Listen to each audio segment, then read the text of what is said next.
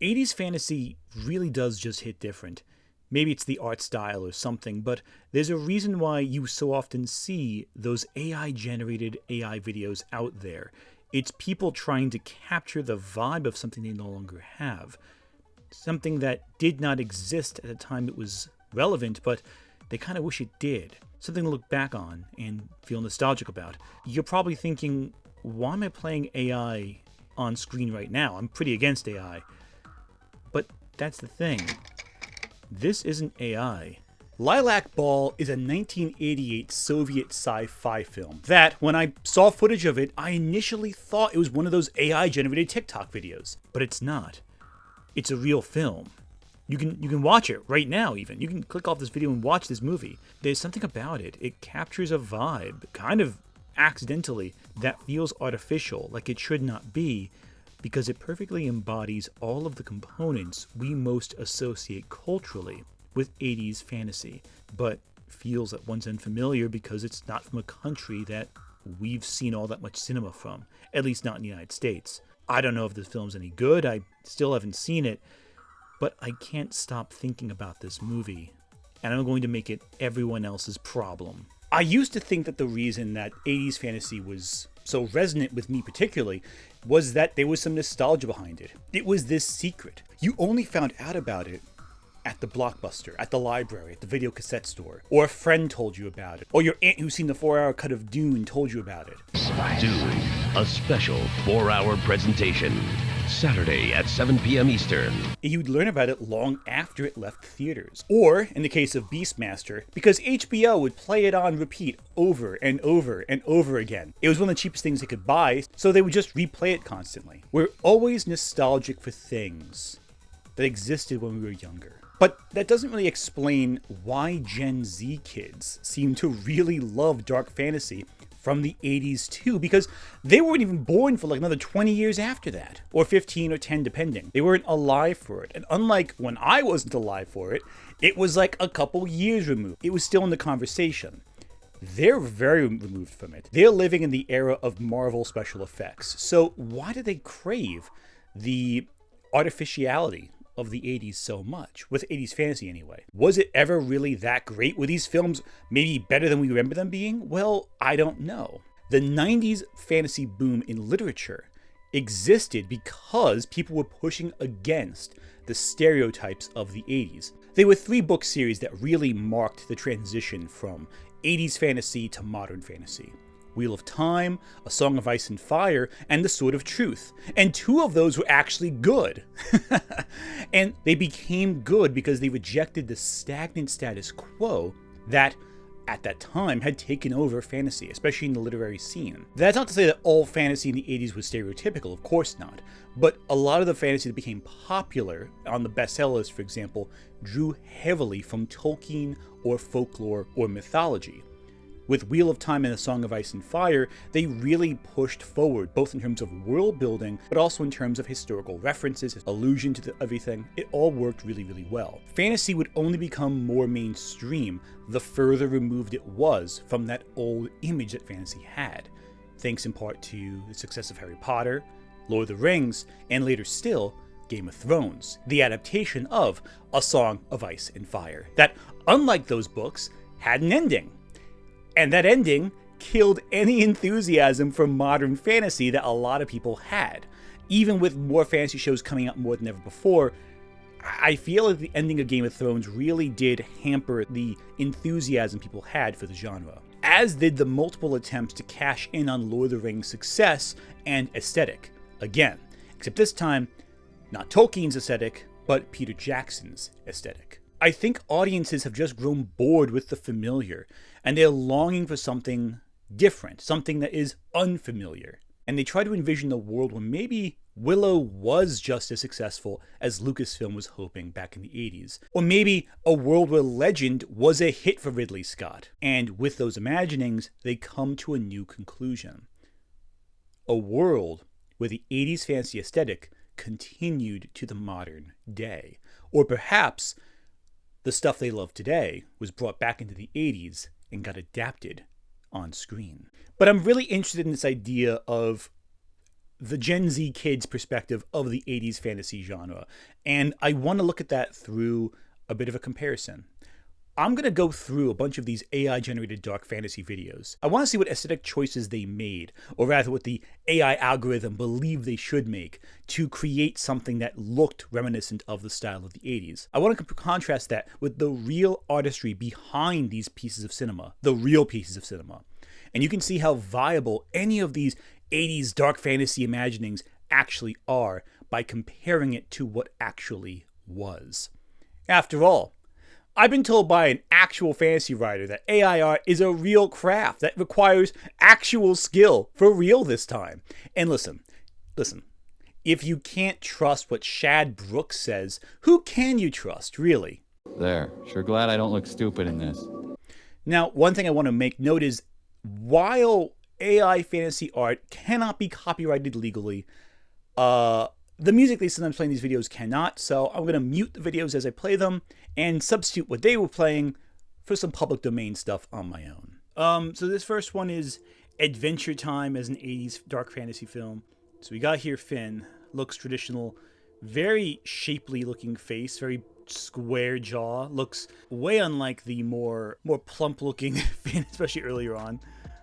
Yeah, no, this does not look natural. Like, his nose from scene to scene changed. Like, right here is more narrow. Here it's much broader, more Arnold Schwarzenegger looking. Very broad-shouldered, very masculine looking, very heavy shadows, strong cheekbones. Okay, so Arnold Schwarzenegger, basically. Finn play. This Jake the dog is very disturbing. I feel like this looks kind of like the pig people from Star Wars a little bit. The treehouse right here, I want to draw some attention here. Obviously, this does not look at all like the tree from Adventure Time, but I can see this set being a matte painting. I can't see them interacting with it if this were a film. The Ice King looks kind of like some of the guys from Neverending Story. I'm killing myself once we reach the honeymoon suite. Wouldn't that be nice? Very heavy set shadows. I'm not sure what the sparkly thing here is supposed to be exactly, but he at least looks like a guy who's been painted blue. Which, yeah, that would be about right. Looks nothing like the Ice King, though. He looks far too regal and far too serious to be the Ice King. Again, all these characters look way too serious, like they only have one expression. Characters in 80s films, of course, were never allowed to joke or laugh. They had to be dead serious all the time and look very grim and very neutral expression, or mild awe. Okay, that looks like kind of like what you'd expect in Neverending Story. Okay, Princess Bubblegum. Already, this looks like very waifish. The candy people look terrifying. You know what these guys kind of look like? You ever seen Mr. Blobby?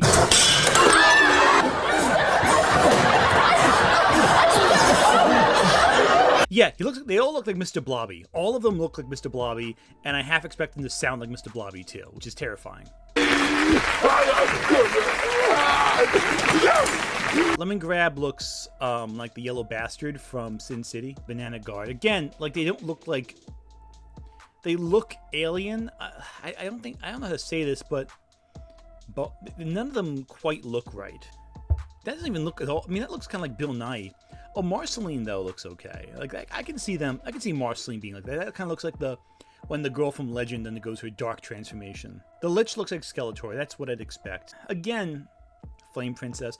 Way too mature for a kid. Like, aren't like the Adventure Time characters, I mean, ignoring Marceline and Bubblegum, who are like ancient, aren't they like supposed to be like kids? Like young teens? Like, they look like very mature. Which, I mean, I guess that works because in the 80s you used to have like 30-year-olds play like high school kids, but dark fantasy films for kids usually had like younger actresses playing the roles of younger characters. What is up with Lady Rainicorn's mouth? Which is a nostril, another nostril, a mouth nostril, an open mouth. What is going on here? Like, what even is this? What are you? Oh my god, this is disgusting. This is... Just have a horse, you know? If you're going to do this as an 80s film, just do a horse. That's all you need. A horse with a unicorn thing. Prismo? That's supposed to be Prismo? This Fabio-looking guy is Prismo? This is bizarre. It looked like they kind of were trying to make everyone look like Schwarzenegger or the Beastmaster, and none of them look like the characters from the original story. I think people forget that these films that we loved watching as kids, that we watched over and over again till the VHS tape was worn down, these were at best modest hits, and at worst complete flops, some of which helped contribute to the studios going under. Cinematically, fantasy was kind of a niche. But novels in the 80s did quite well with fantasy, especially novels like Dragonlance, Shannara, both of which found success by crossing Lord of the Rings with the new tabletop RPG Dungeons & Dragons, which for Dragonlance was probably very easy considering it was just a D&D campaign. Think Critical Role before Critical Role. And unlike later novels like the Driston books or what have you, Dragonlance felt very traditional, felt very black and white, felt very focused on the core tropes people have fallen in love with fantasy. It was the kind of thing you can imagine playing with your friends in a D&D table, what have you. And for a certain niche, that was very appealing. But we didn't really innovate beyond that. These stories were very simple, very straightforward, fairy tales or Tolkien-esque. It wasn't until the boom in the 90s that we saw works that really innovated. And yeah, there were obviously fantasy books that were hugely successful outside of that realm, but they were the outliers, and they weren't as successful as these bigger hits. Even science fiction, like The Dragon Riders of Pern, was heavily inspired by the aesthetic of fantasy, even though they were, in fact, sci-fi. And then there's Frank Frazetta's incredible art, which inspired everything from comics to video games to heavy metal album covers. Old school D&D, that was still going strong.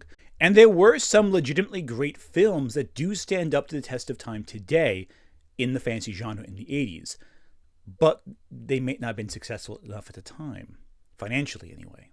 Add to that the underground, murky nature of fantasy. It was not something that was widely accepted like science fiction, but rather something that was kept to the back end of the library or the low-budget video section. And if you were a kid watching a family-friendly fantasy movie, they could be a little scary, or very scary, or downright traumatizing, which is very different from the more sanitized fantasy we see today. Don't forget, it was the 80s that justified the creation of the PG-13 system. Before PG-13 as a rating system, you got Gremlins for kids, you got Temple of Doom for kids, and you got Return to Oz, which was a disturbing family film, I guess you can say.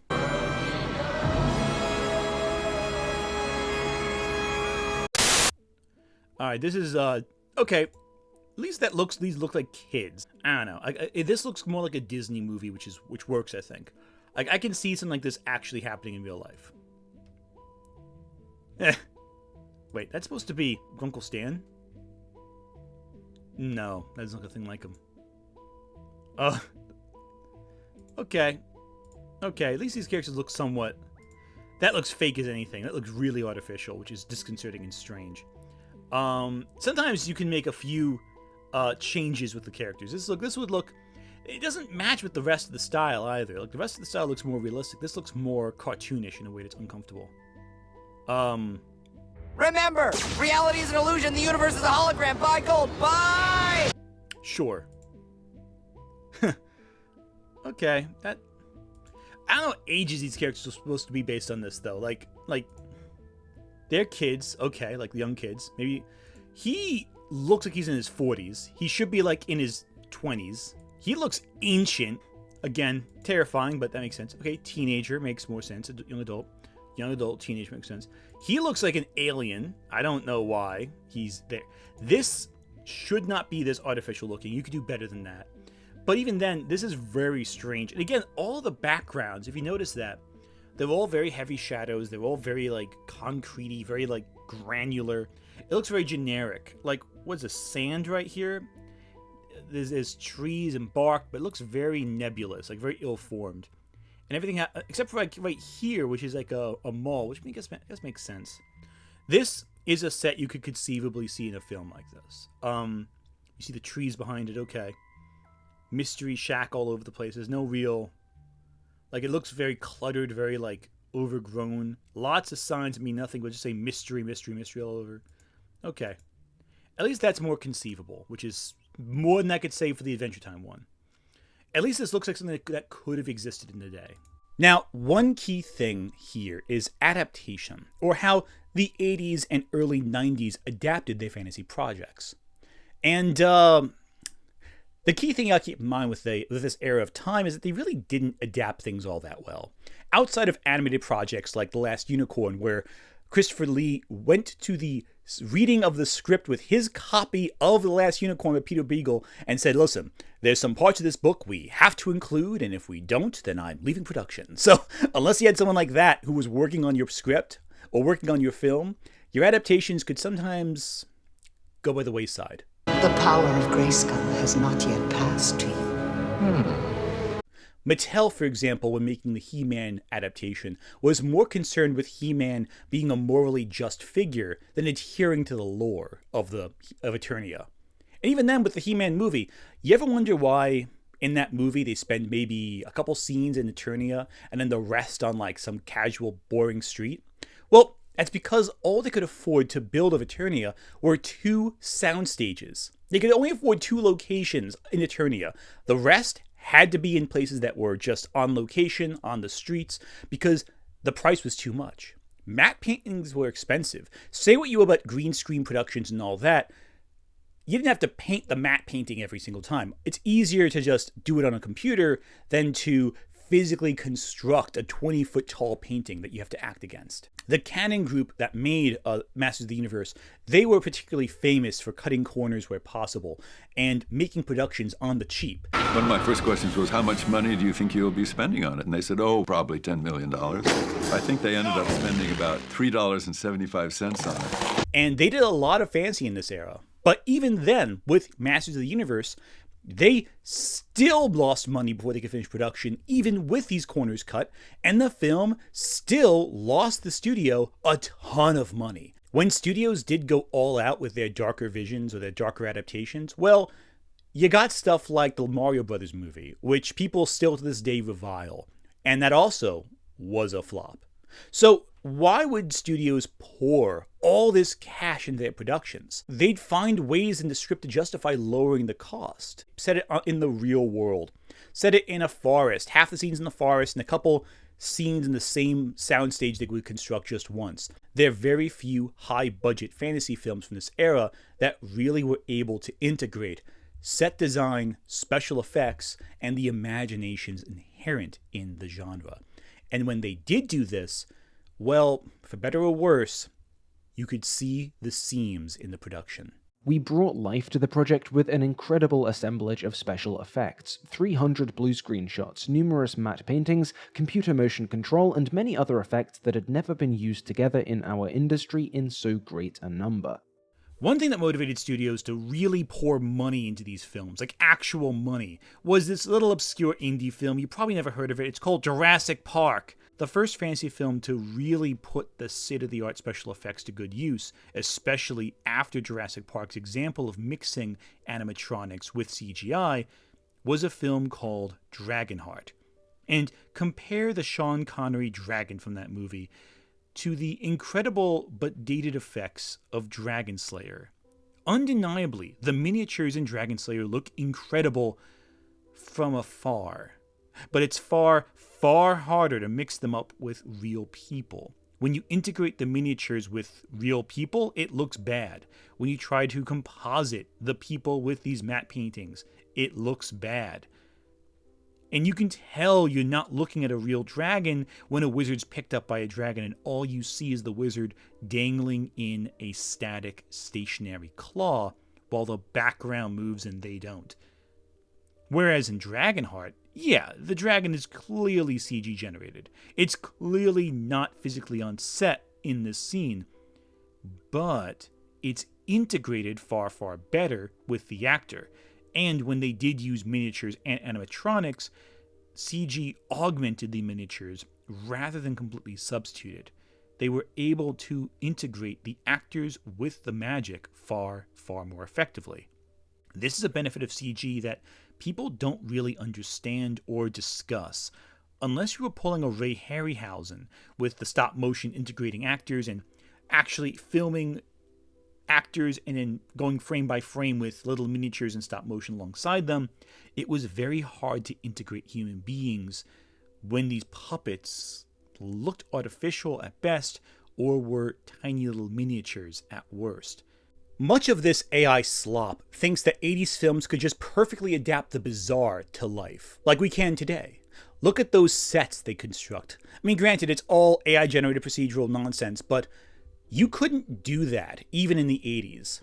Very famously, Roger Corman would recycle exterior shots of the same castle in various films he'd make just to save money. And audiences wouldn't notice because they weren't watching all the films that Corman made, so they could get away with it. Someone like James Cameron actually succeeded very well under Roger Corman, making sci-fi movies such as Galaxy of Terror, and they would construct these elaborate-looking sets, but in actuality, it was McDonald's containers spray-painted the chrome. A recurring thing that started recently with Corman's sci-fi films was to use painted McDonald's styrofoam containers for textures on the spaceship interiors.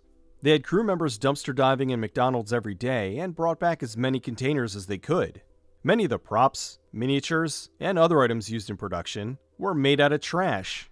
They brought in hunks of plastic, TV parts, and integrated them in a way to make them look like parts of the ship or the environment. You'd be surprised at how often some of your favorite low-budget films do this. Always looking for a new way to help with the production funding, Corman rented out the hallway sets to a German watch company so they could film a futuristic-style commercial there. There was a rumor that the money he received from this covered most of the budget. And he'd incorporate this into his later films, including Terminator and Aliens. The scene in Aliens where everyone wakes up from the pods and you see these rows and rows and rows of pods, there are actually only like 6 pods there. And the rest is just mirrors, making it look much, much bigger.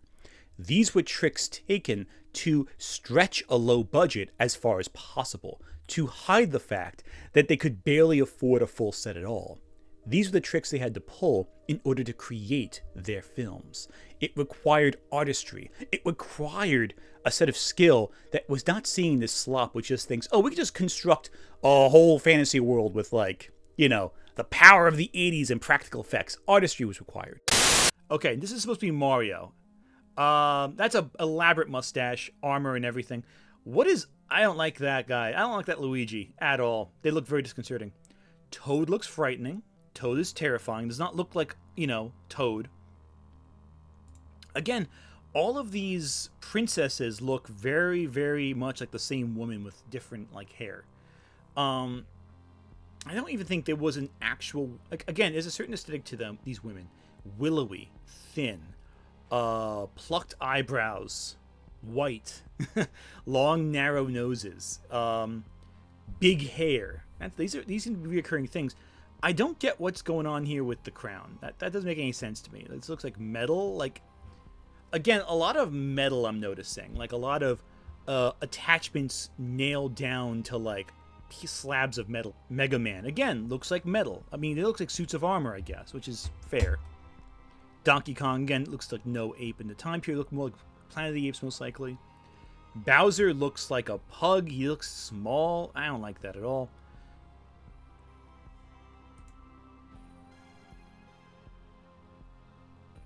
What the fuck is this? What am I looking at? So it looks like the cat bus crossed with a pig, essentially. The cat bus from My Neighbor Totoro. How would this even... It looks like a hard substance, so there's no flexibility here. It would just be an inflexible looking, rolling thing that would just be dragged around. I don't know how they would do Kirby, but not like this. Not like this. This looks like more of a hassle than anything else. It looks terrifying. Why is he blue, though? Ganon in his pig form was blue, but Ganondorf is just a dark-skinned man with a big nose. And right here, we have a very small, squat pug nose. He's blue and green, as opposed to just, darker-skinned. His hair is like a weird, bizarre mutton chops. I don't know what this is supposed to be based on. And again, what is it with these, metal, attachments pasted onto skin? It doesn't make any sense to me, because we would have... I don't know. This looks disgusting to me. I hate this. I hate this so much. This is terrible. Captain Falcon, again, a Centaurian. Now, Link is strange because Link wears a felt hat. Characters wore felt in the 80s. It wasn't all metal. Doesn't have to be a hard helmet here. I like how it's leaf aesthetic. That's interesting. But what's up with the horn? That makes no sense. That's unlike Link. There's no cap. It's all armor. Link wears fabric.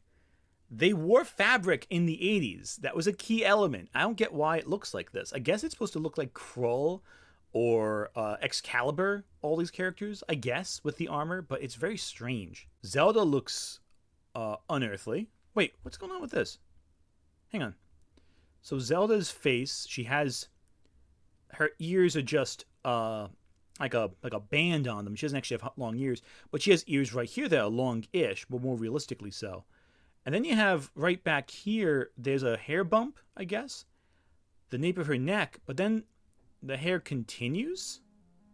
So I'm just confused as to what's going on with the back of her head. It looks very strange to me.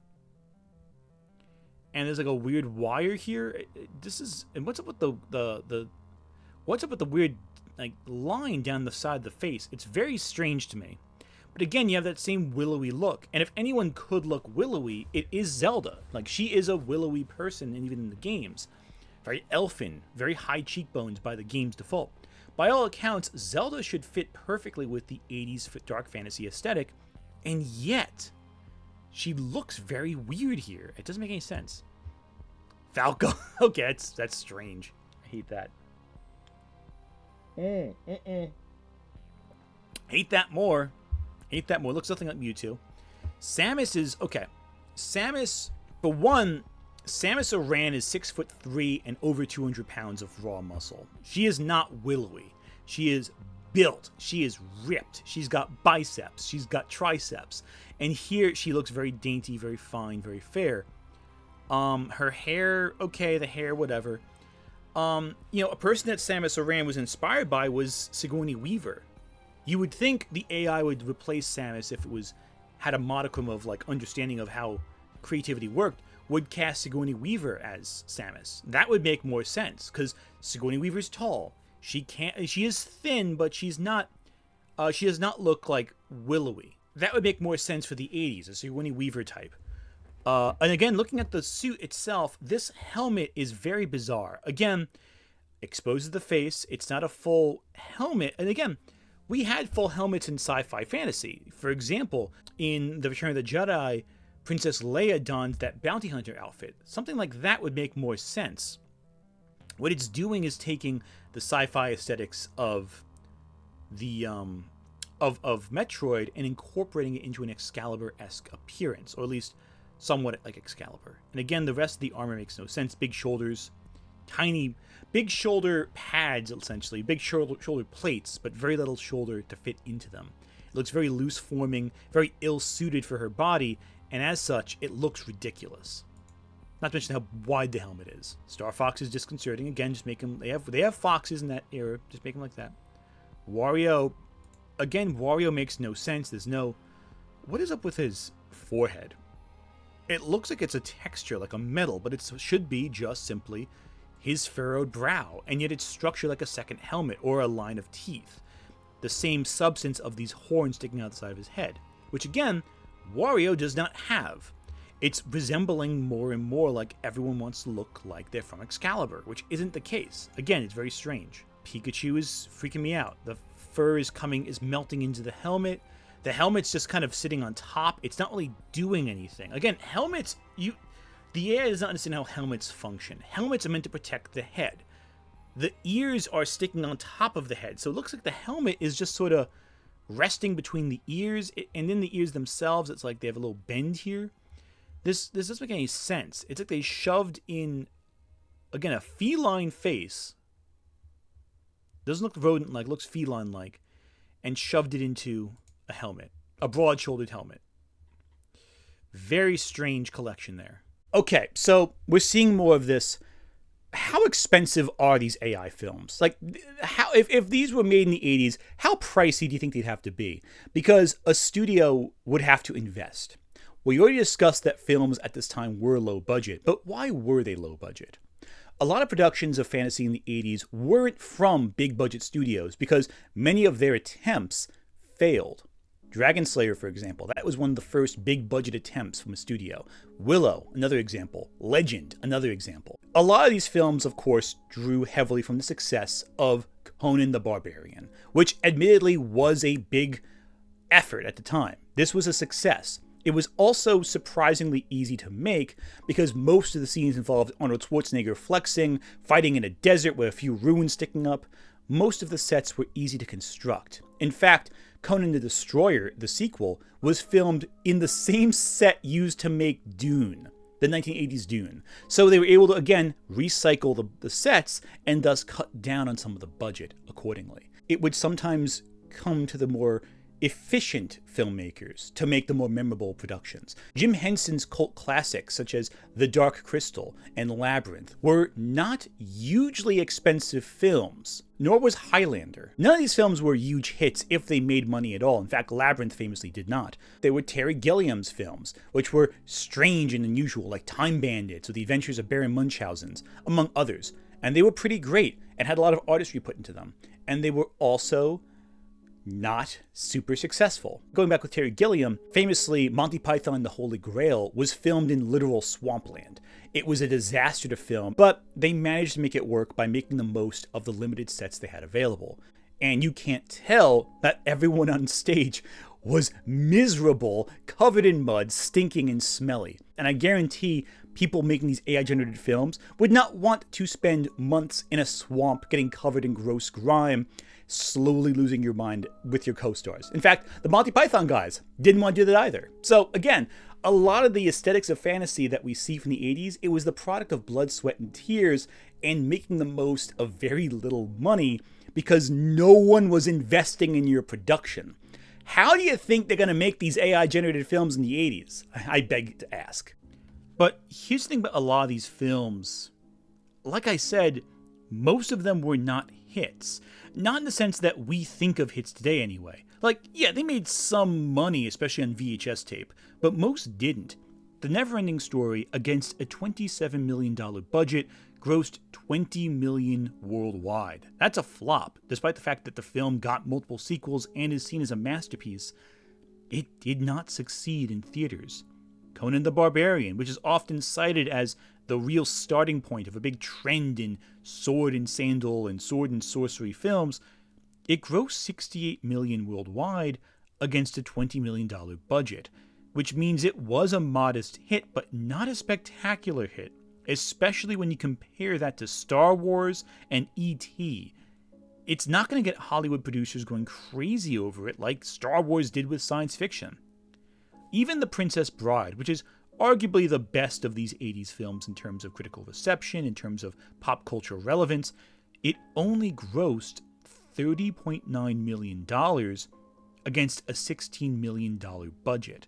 And that's at the tail end of the 80s, which means compared to Conan, there was some inflation going on with the box office money. Many of these were successful on video, yes, but that doesn't really change the fact they didn't really inspire confidence in studios. Hell, Labyrinth was entirely produced thanks to Jim Henson pushing it into existence, and it flopped. Its failure lingered over Jim Henson until his early passing just a few years later, and he died just as audiences were really starting to rediscover Labyrinth and embrace it. The only major exception is animation. In my honest opinion, the two fantasy films I feel defined the decade, other than Conan, are The Neverending Story and The Princess Bride. I think those two are very powerful films.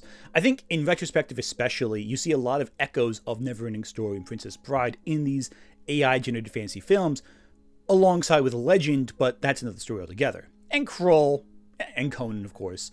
And, maybe also Willow to a lesser extent, but more those films. But it's clear they were heavily integrated into the AI, heavily sourced, heavily ripped off. And of course, those are the films that today people still reference. Legend less so. I feel like Legend for a while became really big in the cult video sphere, but it kind of fell off in terms of attention it got. I mean, the Tim Curry devil thing is iconic, but it's not really talk about Legend enough. And it's a shame because there's a lot of artistry put there, but it's not as thought-provoking. It's very much a surface-level film. There's not a lot of depth there.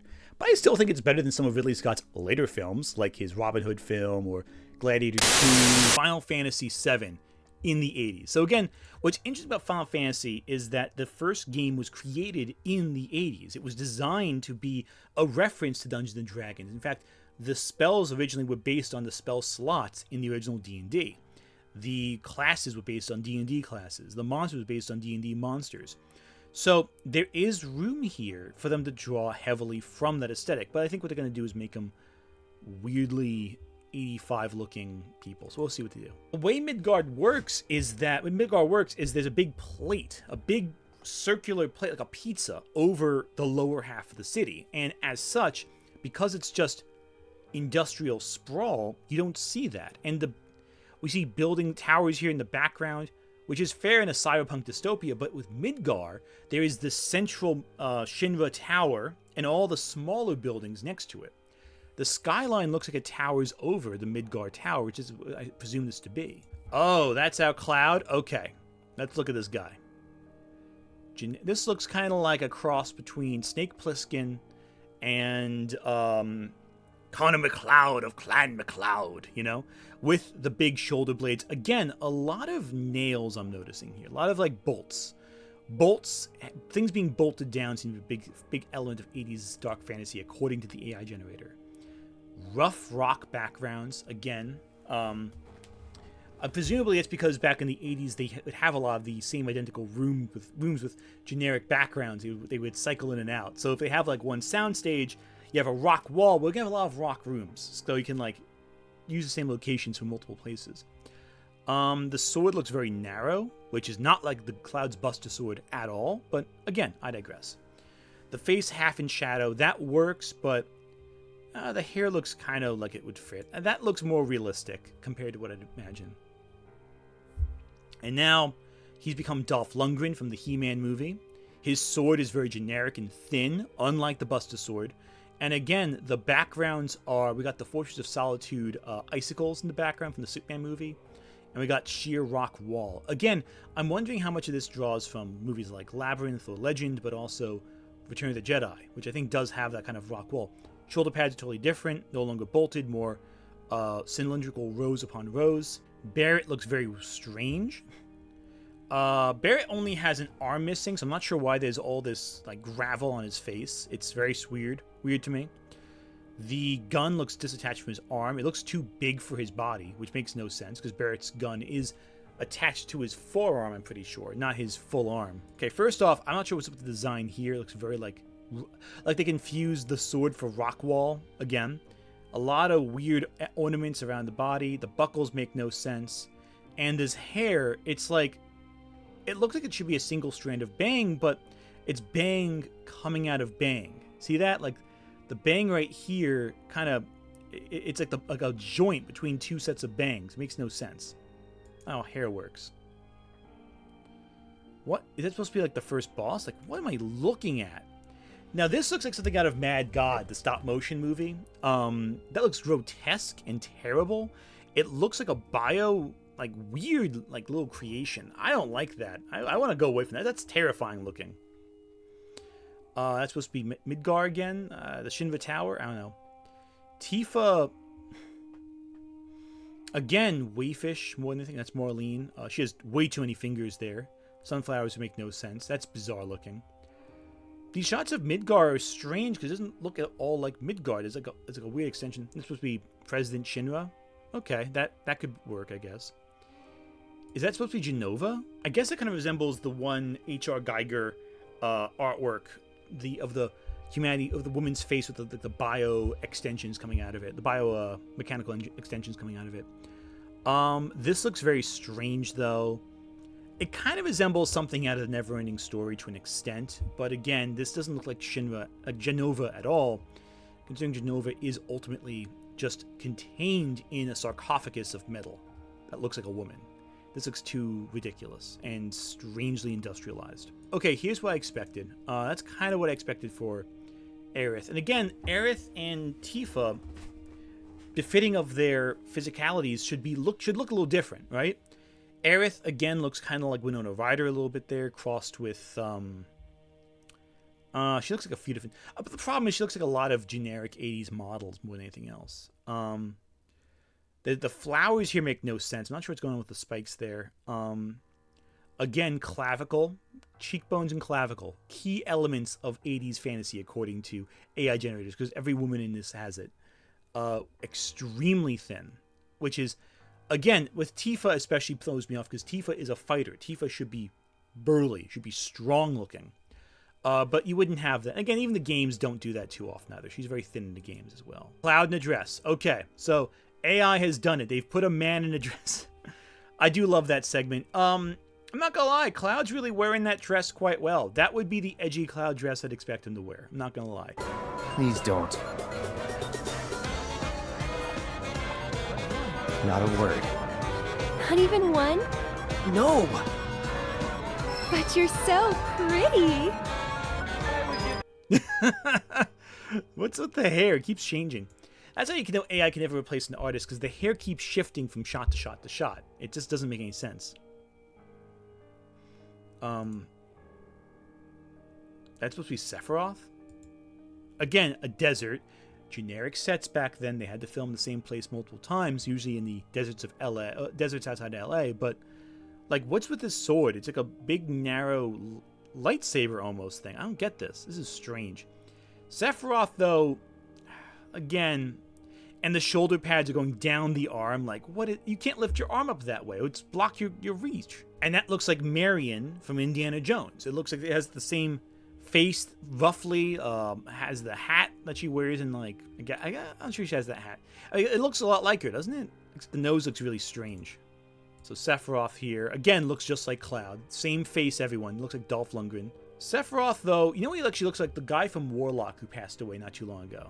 Does not look like a rocket at all. Looks like a tower with rocket things. That's supposed to be Sid. Again, he looks like, it kind of looks like Sting a little bit. Wutai right there. That's very. It's like, okay, hang on. That's Yuffie. Okay, Yuffie. Oh my God, Yuffie. I was gonna talk about why there's a Buddhist and Hindu imagery with Japan, but Yuffie, what the fuck is with your wrist? I know I said before they looked willowy, but this is like frightening. This is terrifying. Oh my God. Like, how are you supposed to fight with a wrist that's like, looks thinner than the bone? Oh my God. Okay, so there we finally have a bizarre dolphin thing, but at least she looks like an aerobics. What is going on here? Okay, we got a knee, right? She's lifting her leg up for a kick, for a punch, but even though Yuffie would more be a kicker, who knows? Then we have another buckle right here. Then we have another thing right here, like there's shoes here, but there's like two bump. But then this leg just goes into the thigh, and then that way. It looks like they merge into one foot. There are three knees. There's a knee here, and a weird ankle thing going on right there. That is bizarre. And again, the shoulder looks bizarrely dislocated. Look at that. Also, where's the neck coming out of? It's coming out of the neck right here. It's sticking out of this side of the shoulder. It's very strange. Oh, end of disc 1. I see. Well, not going for the rest of it. Kingdom Hearts. You ready for this? Let's do it. Okay. This Sora looks like young Anakin Skywalker. Wow, that's a strange looking. He's aged rapidly between shots there. Okay, that looks. Again, there's the weird crown thing that he has in some art, but I don't think he has it in the games. His hair looks weird. Again, all these big shoulder pads. He's become 5 different actors, and they've all like 5 or 10 years older than the last one. That is just a 30-year-old man. That man is in his 40s. That is. Oh God. I hate this. Hate this so much. What is with? Why they?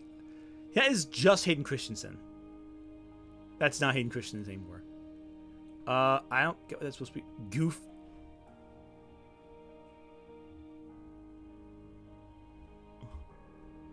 What in God's green earth is wrong with this planet?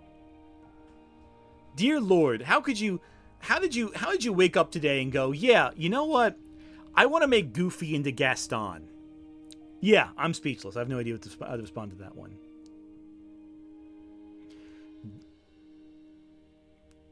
Howard the Duck existed, guys.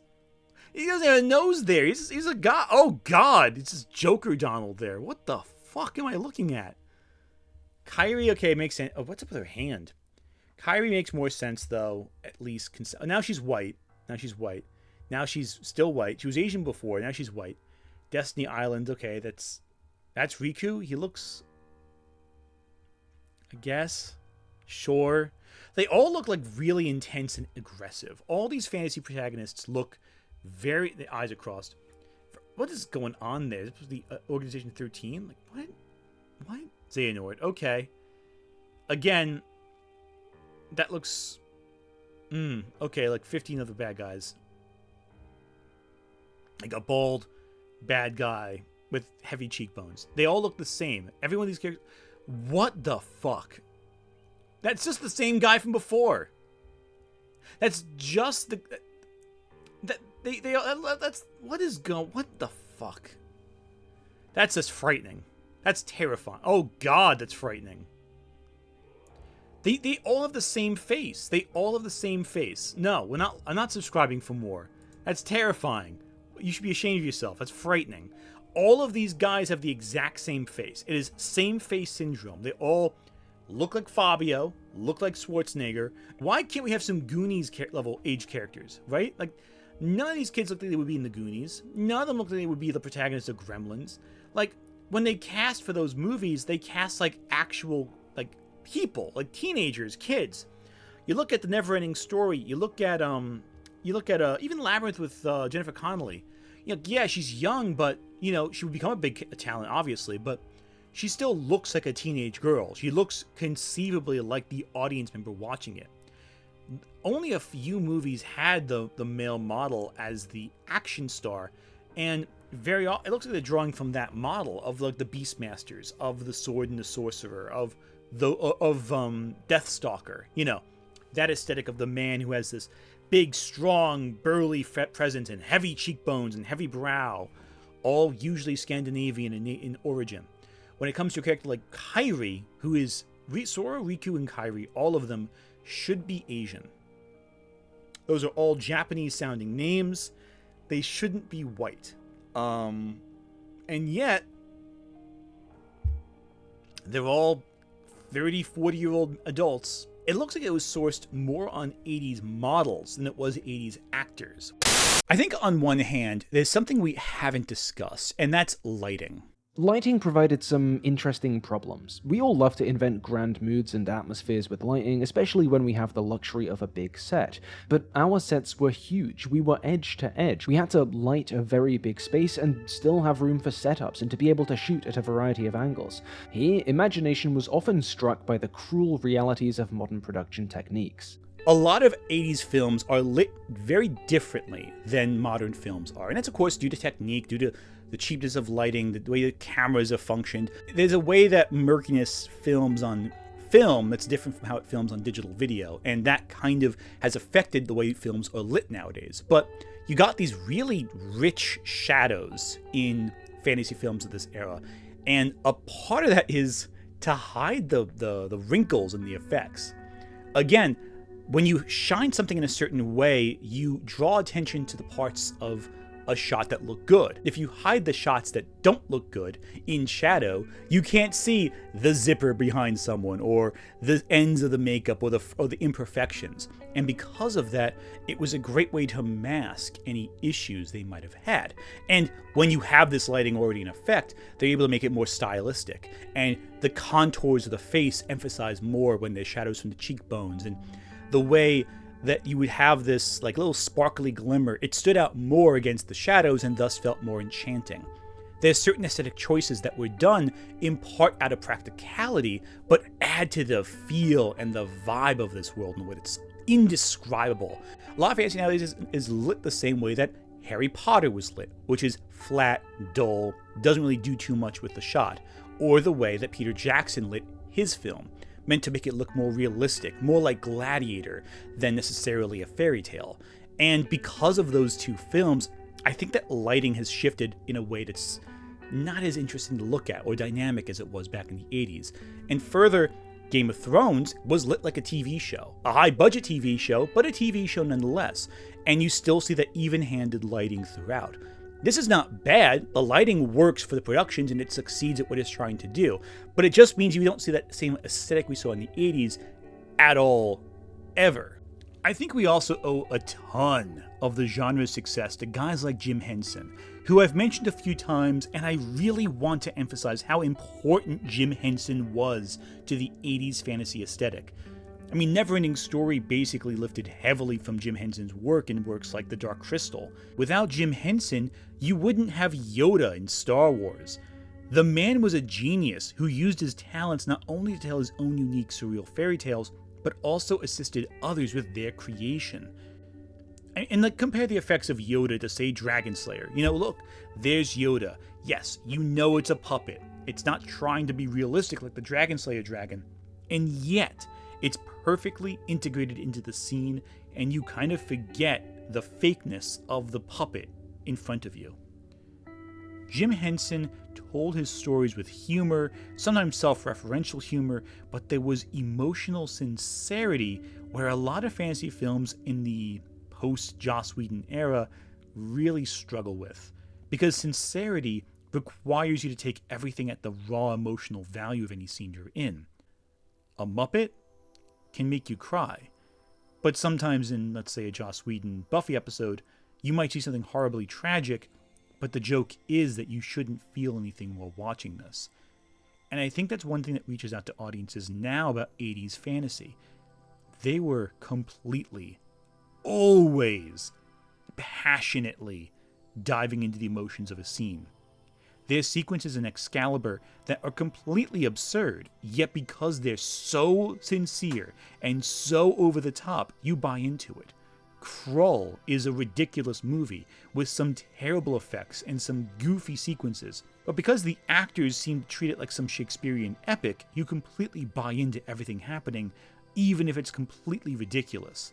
You can buy into it no matter how fake it might seem on screen or how many shortcuts they take in the logic of the film, because the emotions are sincere and that is communicated through the storytelling. No amount of polished special effects can compensate for a lack of emotional value in a narrative, and no one did that better than Jim Henson. Someone who can make you cry while looking at a couple pieces of felt with hands sticking inside of them. Here's one right here, Undertale. Looks like a kid, okay, that makes more sense. Looks like a kid from the Wizard, actually. Flowey looks frightening, and a man in a suit with a hat on. Okay, that it would just... What's that supposed to be? Oh, what's all those fingers? Oh, gross. Warriors of Virtue had animal designs that might resemble... You see, the problem with this is this would be a Muppet. This would be a Muppet if they made it in the 80s. So there was a movie called Warriors of Virtue, which was many, many years ago it came out. I think 99, so not even the 80s. And that had pretty elaborate facial prosthetics to make them look like people. And even then, they couldn't pull off something like this. This would be a Muppet. This would be a Muppet like Yoda if they made this into anything. It's supposed to be Azrael? Okay. Chara. Okay, Chara. Okay. That's Alphys? No. Okay, no. Yeah, that would be more conceivable what they would produce in the time, but all the personality of the character's gone. Like, none of the bubbly, soft, nervous energy. She looks terrifying. Like, frightening. They could do cute back then. No. Undyne, no way. That's supposed to be Papyrus? That's creepy. Papyrus looks strange. I hate that. Sans looks Does Sans have teeth in his eye sockets? It looks like he has teeth in his eye sockets. Oh, I hate that so much. Oh, gross. That's frightening looking. They would just do David Bowie, if that were the case. They would just have David Bowie in the role. Again, very thin, a sharp jawline, very sharp. They would just have David Bowie. I hate that. Just have a cat. It's Temmie? No. Burger Pants. Okay, that would be more realistic, I guess. Lesser Dog, the goodest boy. Okay, I guess it's a dog head. Again, just a Muppet they would have. I don't know why they think the 80s had such great Muppetry or effects. Oh, you didn't like these versions. Oh. Yeah, I can see that. It looks like a normal kid. Too sunken in. Yeah, that's weird.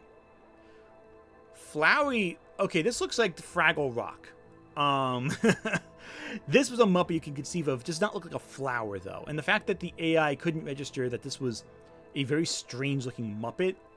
But again, Muppets make more sense for this time period. It's just weird-looking to look at. Yeah, more human. This looks more like what you'd expect. Again, more human, more wizened.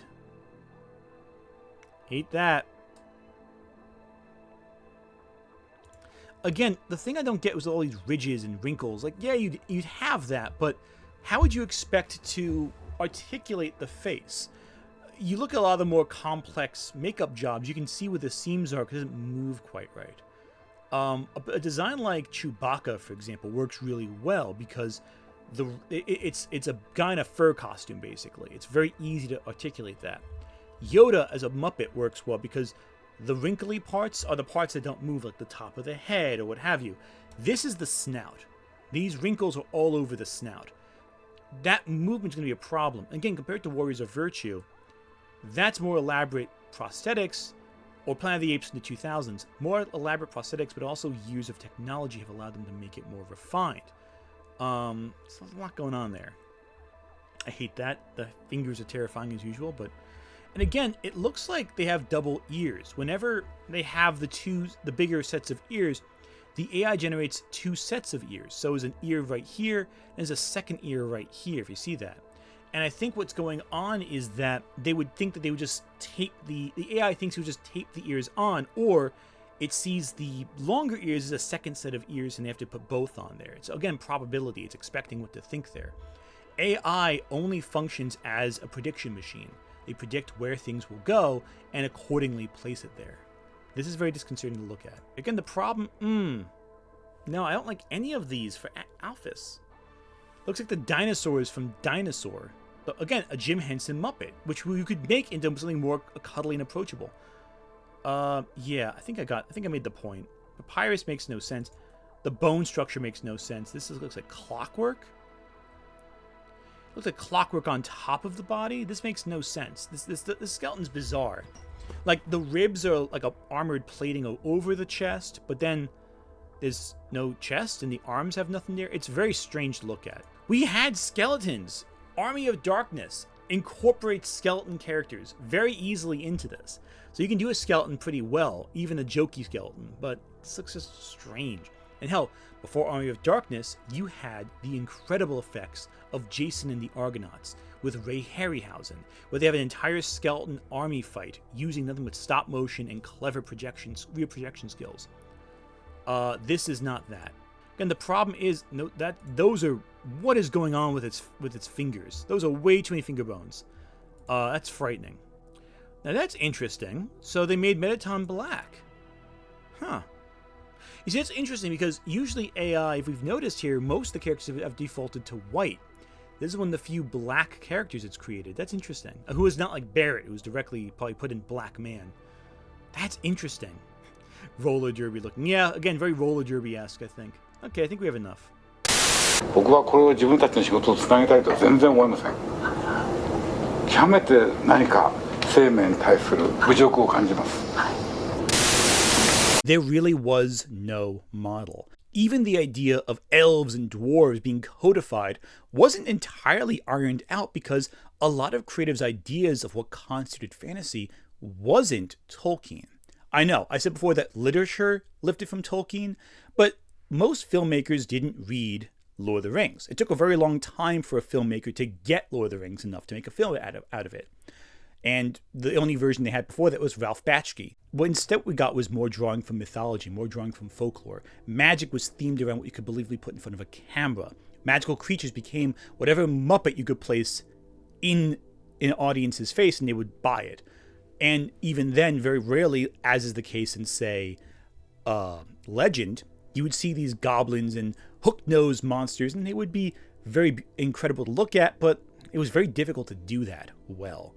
A good chunk of the films made in this era were for families and kids, and the other half were exploitative and maybe a little sleazy. Everything felt kind of dreamlike or surreal, or because they were made on the cheap, it felt like they were rushing through plot points and plot events. Every set looked kind of the same. All of this coalesced into the vibe we associate with 80s fantasy. The problem with this AI slop, however, is that it's mostly just remix culture, because that's all AI is.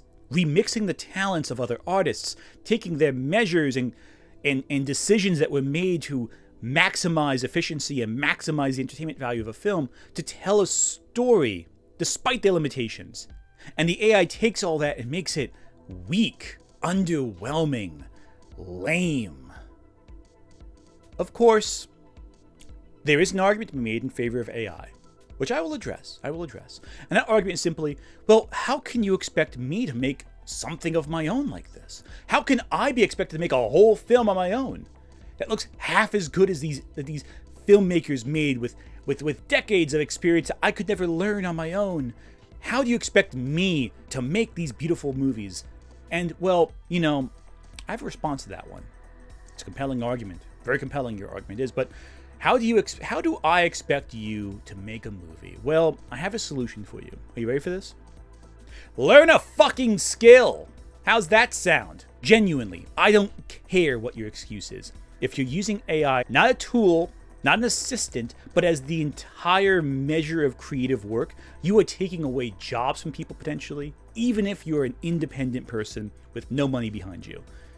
Learn how to make a film. Learn how to make art. Learn how to tell a story. There are so many independent production houses made by people just like you who went, I love this thing. How do I make it myself? And they're going on right now with tiny micro budgets that they put a lot of effort out there. And there's tons of movies made that are inspired by old style of filmmaking. There are entire tributes made. Psycho Goreman is a wild send-up of the tokusatsu action shows like Power Rangers, crossed with grotesque body horror. The movie Mandy is a tribute to psychedelic horror in action. And they got Nicolas Cage by just telling him what the idea was. He was like, oh, that sounds really cool, I'll join in. There are even right now low-budget swords and sorcery films coming out. Granted, I haven't seen them. They could be garbage, but you know what you could do? Take the techniques they're using and do it better. Even if you try your best and it isn't good, then you learn from the errors of your past and make it better next time. And if you can't film, then write. The world of literature could use imagination in a way that you are wasting on these AI-generated nonsense pictures. Write a book, write a comic, work with an artist. There's so many options you can do other than relying on an AI-generated nonsense noise thing to tell your stories for you. I have very little sympathy for people who act as though AI is the only way, it's the great balancer of art. AI is at best a tool to be used responsibly and minimally. They are great works made by people who had no money, sometimes no experience, there were no books. You have more resources now to make a movie than ever before. You have YouTube that can give you how to make a movie, how to film properly, how to light a scene, how to act. You know what they had back then? Nothing. They had nothing. Joseph Campbell was just coming up with his theories on storytelling in the 70s. And yes, a lot of 80s fantasy films lifted heavily from that hero structure. They are formulaic as all hell. But you know what? They took the resources available to them and did the best they had with them, so that later works and later creators like Robert Jordan, like George R.R. Martin, could take the elements of those that were established before, remix it, alter it, and make something revolutionary in the process. There is no excuse for anyone to not pursue the creative work that they are trying to pursue. Even if you have no money, in today's day and age, you can make something fantastic with your camera phone. You can make whatever you want, so long as you have the drive to learn how to do it. That can take time, that can take effort. It is not easy, it is tough. But true art is made only through adversity and trying your hardest to keep pushing forward. And if you don't do it right the first time, learn from your errors and do it better next time. And that's how you make art. You want to know what in the 80s with all this fantasy stuff, it wasn't the makeup, it wasn't all that. It was passion. Passion is what made those films fantastic, and passion is what draws you to them today. if you are passionate about your craft, you will make something worth it. And if not, then all you're going to produce is slop.